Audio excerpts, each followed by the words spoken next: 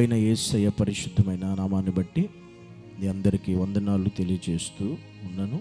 ఉదయకాల సమయమందు దేవుని యొక్క పరిశుద్ధ లేఖనాన్ని మనం చదివి ధ్యానం చేద్దాం. అందరూ నాతో పాటు చదువుతున్నప్పుడు జాగ్రత్తగా విందాం. మొదటి రాజుల గ్రంథము 19వ అధ్యాయము 7వ వచనం. అయితే యెహోవా దూత రెండో మారు వచ్చి అతన్ని ముట్టి, నీ శక్తికి మించిన ప్రయాణము నీకు సిద్ధమై ఉన్నదని నీవు లేచి భోజనము చేయమని చెప్పినప్పుడు. ఈరోజు మా దేవుడు మాట్లాడుతున్న ఒక సత్యం ఏంటంటే, నీ శక్తికి మించిన ప్రయాణం నీకుంది. ఈ మాట దేవుడు నీతో మాట్లాడుతున్నాడు. నీ శక్తికి మించిన ప్రయాణం ఉంది. ఈ మాట దేవుడు ఏలియాతో ఎప్పుడు చెప్పాడు అంటే, ఏలియా ఎంతో పరిచర్య చేశాడు. ఎంతో అద్భుతమైన పరిచర్య, ఎవ్వరు చేయలేనంత గొప్ప పరిచర్య ఏలియా చేశాడు. ఎవరు నిలబడలేనంత గొప్పగా దేవుని కోసం నిలబడ్డాడు. రోషము కలిగి, పౌరుషం కలిగి ఒక్కడే దేవుని కోసం నిలబడ్డాడు. ఏలియాకి ఎవరు సపోర్ట్ లేదు, దేవుడు తప్ప.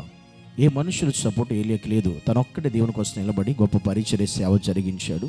అలా చేసి కొన్ని దినాల తర్వాత ఏలియా జీవితంలో ఒక సవాల్. ఏలియా జీవితంలో అనేక వేల మంది, కొన్ని వందల మంది సవాల్ని ఎదుర్కొన్న ఏలియా, ఒక స్త్రీ రేపు ఈ టైంకి నేను చంపుతాను అనే ఒక మాట ఏలియాను భయపెట్టింది, ఏలియాను కలవరపెట్టింది, ఏలియాను కృంగదీసింది. ఆ ఒక్క మాటను బట్టి ఏలియా పారిపోతూ దేవునితో చెప్పిన మాట, ప్రభువా ఇంతవరకు చాలు, నన్ను ప్రాణాన్ని తీసేసుకో అని ఏలియా ప్రార్థన చేస్తాడు.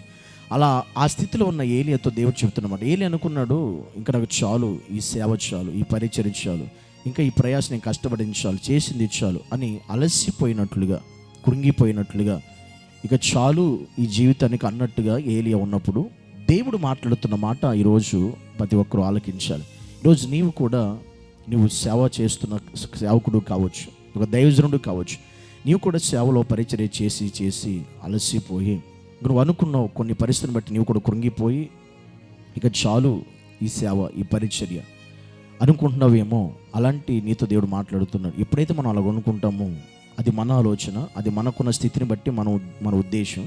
కానీ అలాగనుకునే నీతో దేవుడు మాట్లాడుతున్నాడు, నీ శక్తికి మించిన ప్రయాణం నీకుంది అని. ఈరోజు నీ కుటుంబంలో కూడా నువ్వు ఎంతో ప్రయాసపడి, కష్టపడి, ఎన్నో బాధలు పడి, ఇబ్బందులు పడి నీ కుటుంబం నడిపించుని, ఇంకా ఈ బాధలు పడలేక, కష్టాలు పడలేక చాలు ప్రభువా అనే స్థితిలోకి నువ్వు వెళ్ళావేమో. ఇది నా పని అయిపోయింది అనుకున్నావేమో. కానీ దేవుడు అన్నాడు, నీ శక్తికి మించిన ప్రయాణము నీకుంది అని. ఈరోజు దేవుడు మనతో మాట్లాడుతున్న ప్రాముఖ్యమైన విషయం, నీ శక్తికి మించిన ప్రయాణము నీకుంది. నువ్వు అనుకున్నట్టుగా ముగింపు ఇది కాదు. నువ్వు అనుకున్న వెంటనే దేవుడు ముగించడు. నీ మీద దేవునికంటే ఒక ప్రణాళిక, దేవునికంటే ఒక ఉద్దేశం. నీ ద్వారా ఇంకా దేవుడు ఎప్పుడైతే నువ్వు అలా అనుకుంటున్నావో దానికి మించిన ప్రయాణం నువ్వు చేయాలి.